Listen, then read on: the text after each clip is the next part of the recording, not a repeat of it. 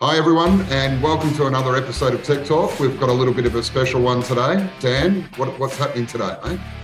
Good afternoon, gentlemen. What is happening today? We've got Christopher Bradley from Horn & Polished, multi-award winner for the Master Builders Award, not just nationally, but also statewide. Christopher, why don't we talk a little bit about what you've achieved over the years? I think the first question is, why am I here? And there's something that's very exciting for our particular industry that I wanted to share, and that is that I took out the best trades contractor for residential work with the Master Builders Association for Australia.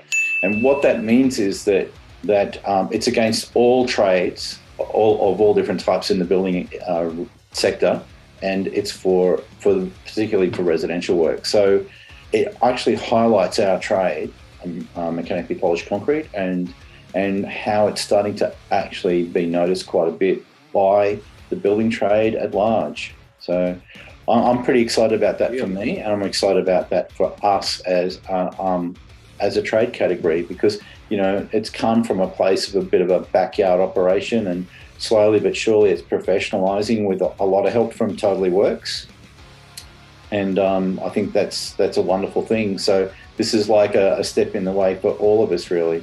How exciting. No, that's awesome. It's nice to see, like you said, the industry is getting the recognition. So when people pull off really, really good floors, there is a chance now people are starting to look at it and get a little award. That's nice. That's against all trades. All trades. That's right.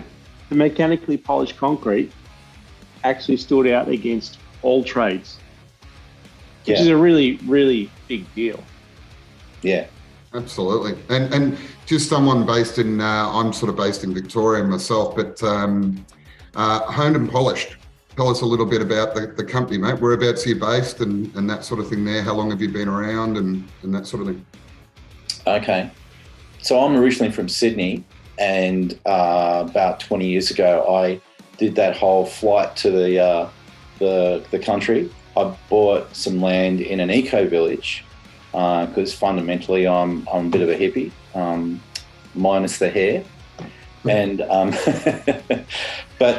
so I moved up here and I thought, look, I want a really big change of lifestyle. Where's up here, Christopher?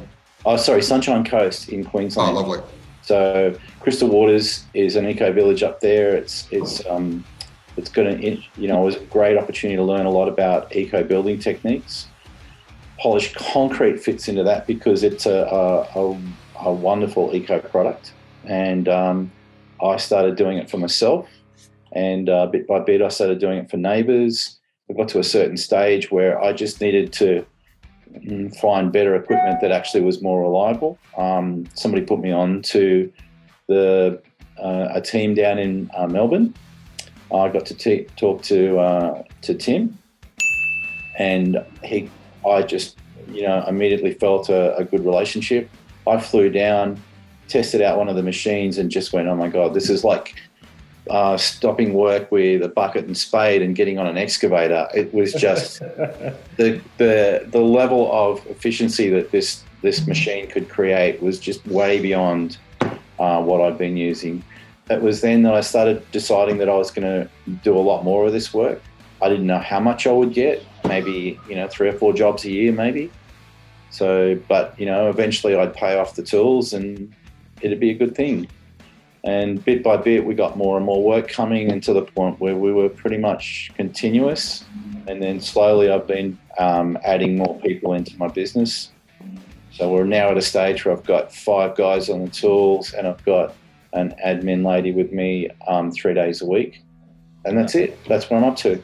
That's fantastic, Christopher.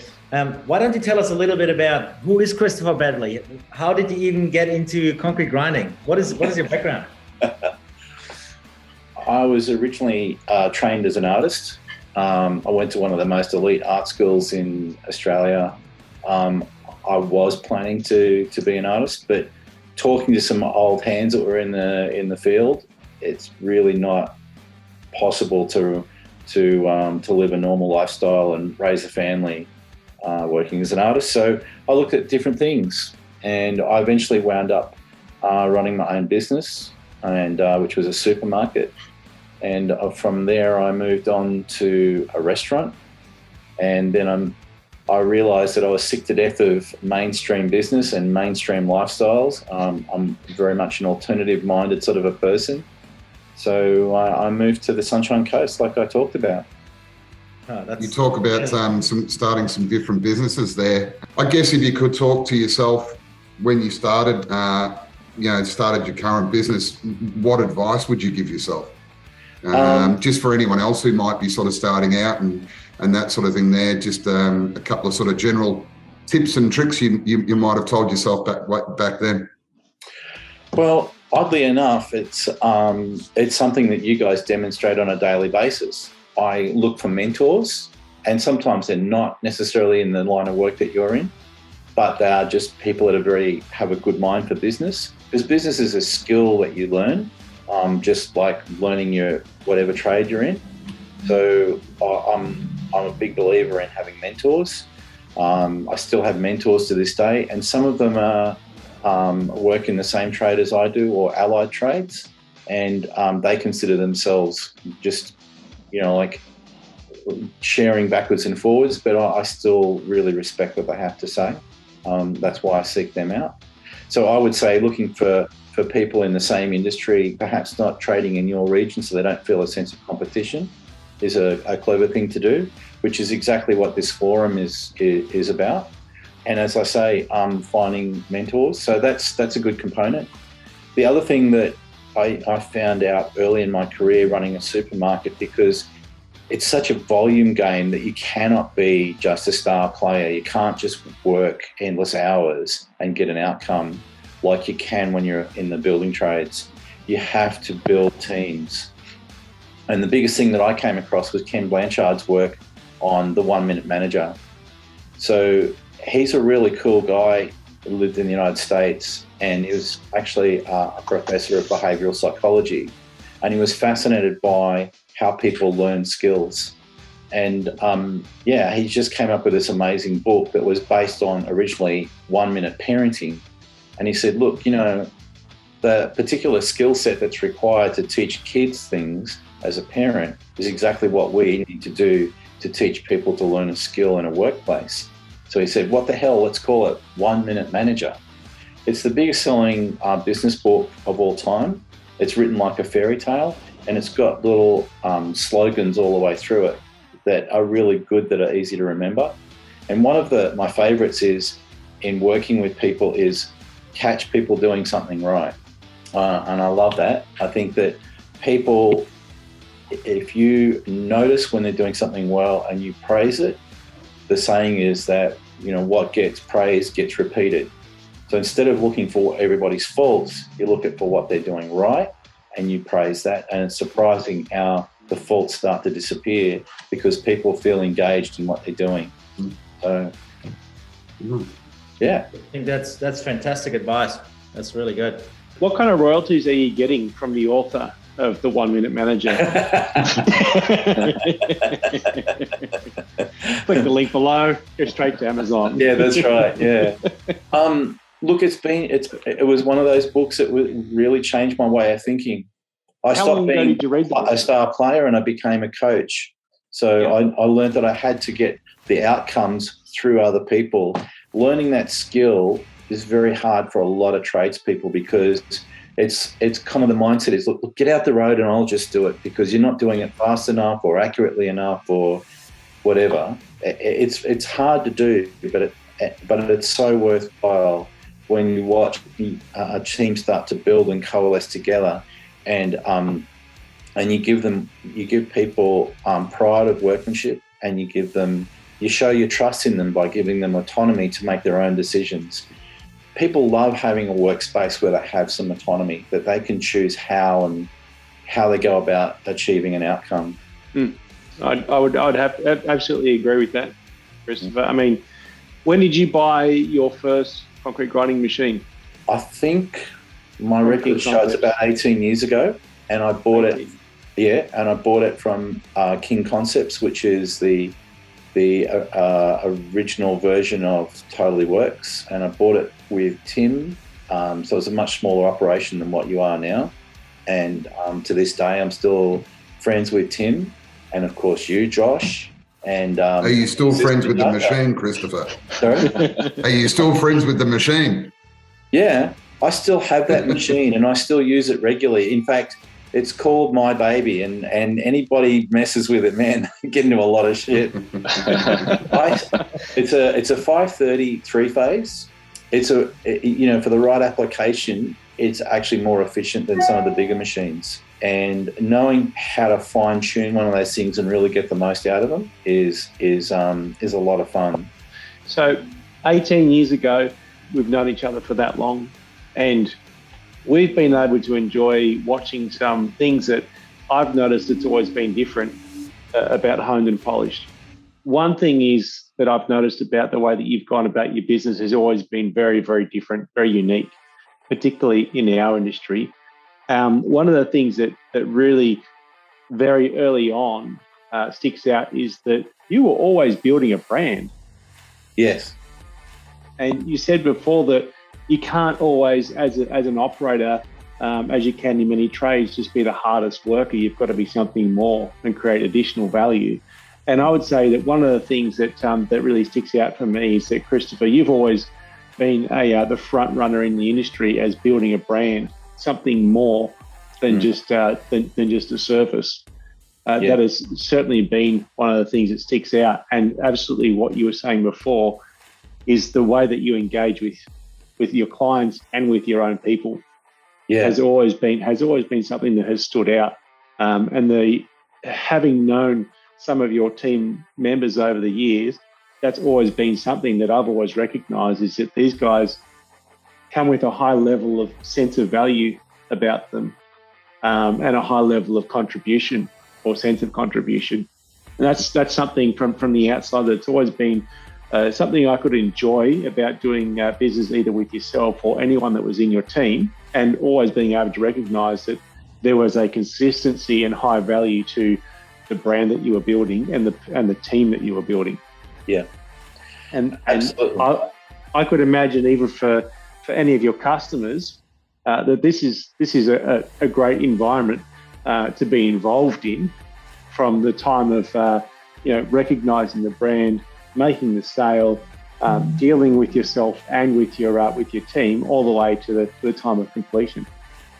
Yeah, absolutely. I couldn't agree more. And that mindset, it has been practiced over about 40 years through different businesses. So, we had a very high functioning team in my restaurant. We had 50 people working there.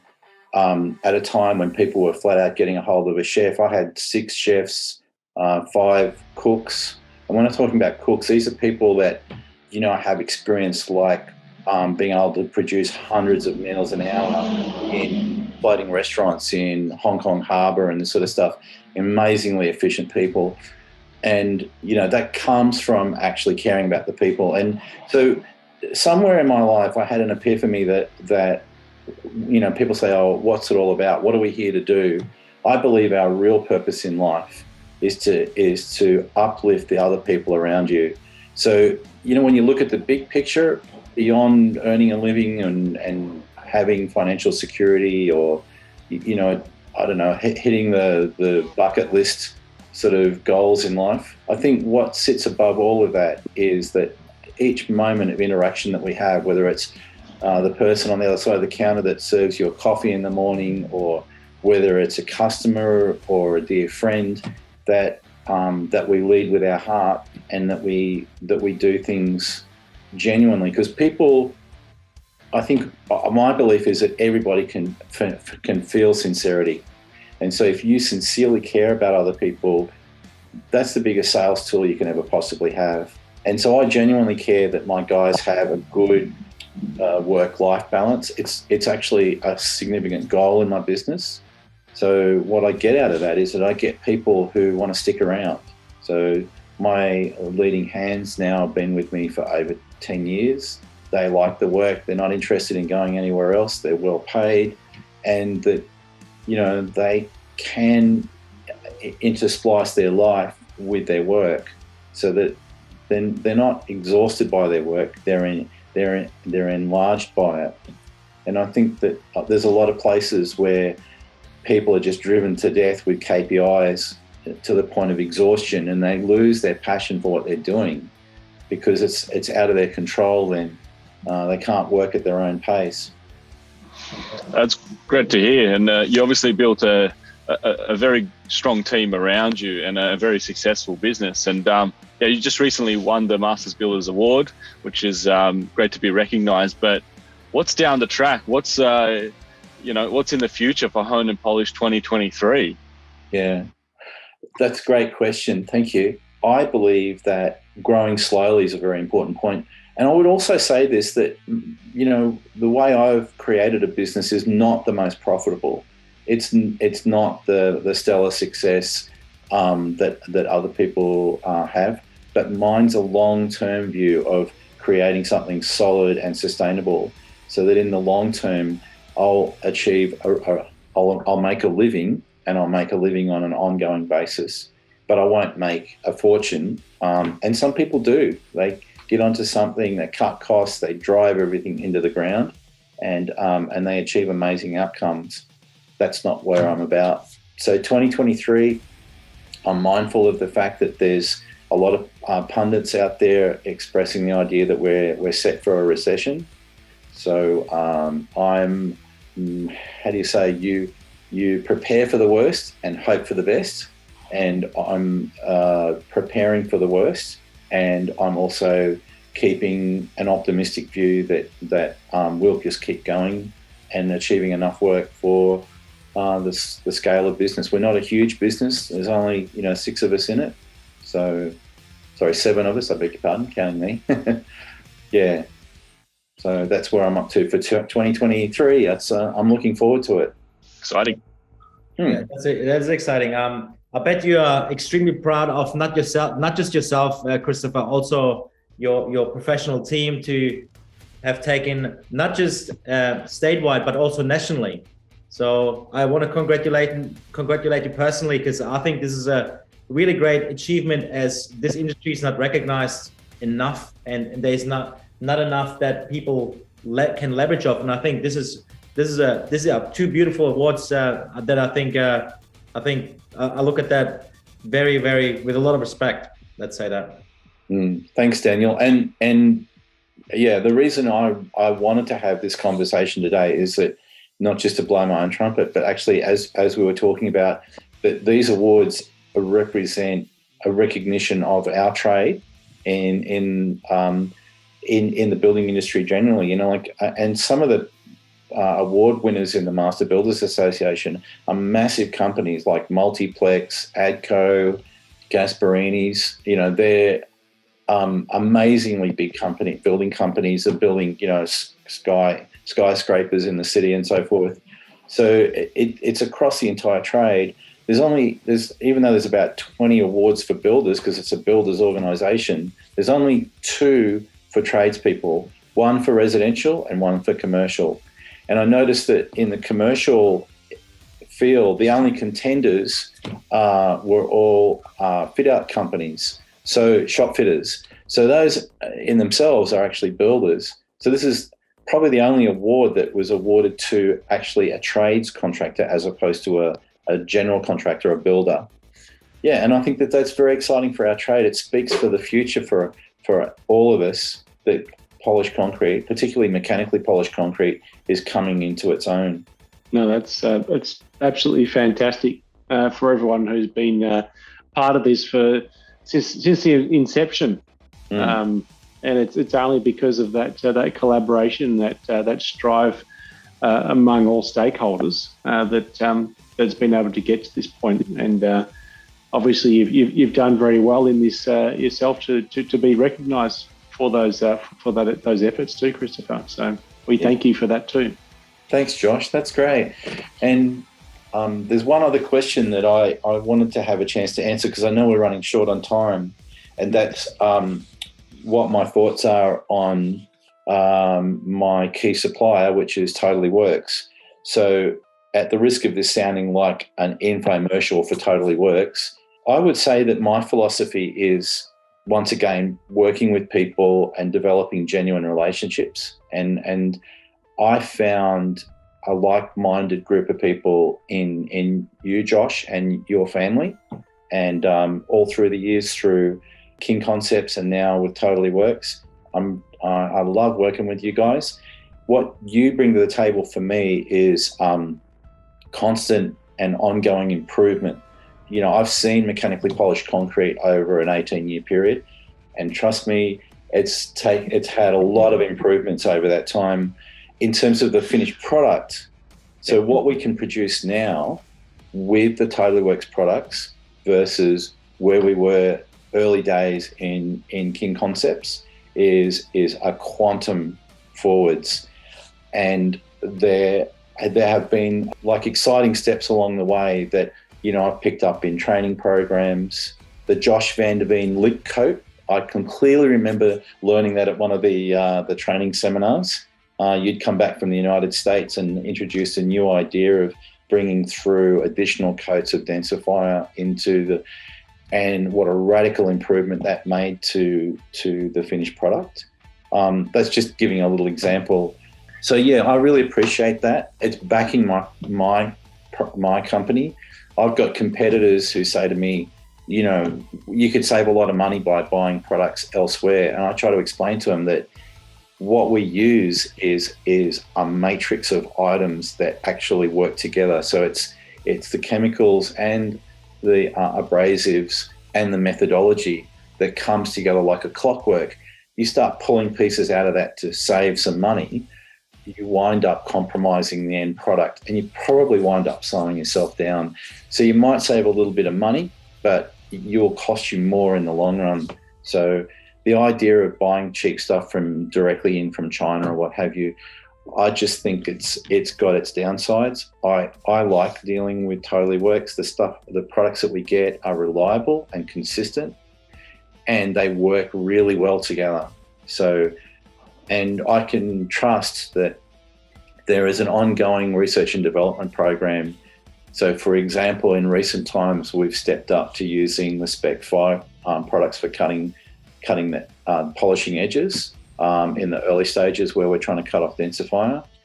It's a fantastic improvement. The efficiency is a huge step forwards from what we were doing before. And we haven't compromised the quality of the product either. You know, big difference between our work and some of our competitors is our edges are perfectly matched to the center of the floor. We see it all the time where we get clients calling us asking, you know, can you have a look at this other contractor's work? We can't understand why it doesn't look right. And that's a constant one, not a constant one. It's something that we see regularly. Yeah. And this is really great to hear, Christopher, because we've had extensive conversations in the past about you're a man, you know your numbers, you know measurables on how long things should take. So it's really great to hear that you're enjoying the new Spec 5. Yeah, absolutely. Oh, it's wonderful. Yeah. And that's one thing you asked about advice I would hand on to somebody that's starting out in this trade. I think the very first thing you do is start doing measurements. Measure the cost of your materials, the time you take to do things, and build a cost matrix so that you know what your costs are, so that when you're pricing jobs and a client says, well, I'd like to get it done for this price, you can look at it and sort of say, look, that's I can't do it for that price. It's not worthwhile. And you know your worth in it. Because sometimes, and this is a hard lesson to learn, you're better off to spend your time at home not taking that job than to take something on and then earn nothing for it because the costs are too high. Or to earn so little that, you know, you'd be better off being on the dole, as it were. So yeah, absolutely. And I think, you know, all of us, our time is valuable. We only get one life. If you can't be earning a decent living from what you do, spend that time in all the beautiful things that live in our lives, you know, with our families, in our interests and hobbies. You know, I think if there's something I'd say to myself going back to the early days, you know, to value those things is really important. Some good advice. Lots of good advice in this one. Okay. Thank you, Christopher. No worries at all. Well, someone's feeling thirsty yet? Because you guys. I was going to say, when you said time sometimes better spent at home, and I thought, Yeah, actually, you might have something there. I think I'm about due to head home and maybe spend some good time at home myself, cracking up a nice cold beer there. Yep. It's usually what we do this time, gents, isn't it? Seems like Christopher's beaten us to it. He's the closest to a beer right now. Yeah, absolutely. No, it's a good one today, guys. Fantastic. Yeah, very good. Thanks for joining us, Christopher. That was lot of really good advice for not just upcoming polishers, but also guys who've been in the game for a while that might be, struggling in some aspects of it. So well done on the award again. And thanks for joining us. No problem. Thank you. My pleasure. And thank you for the invitation. All right. Beauty. Yeah. Oh, I feel like we could talk for hours. Yeah.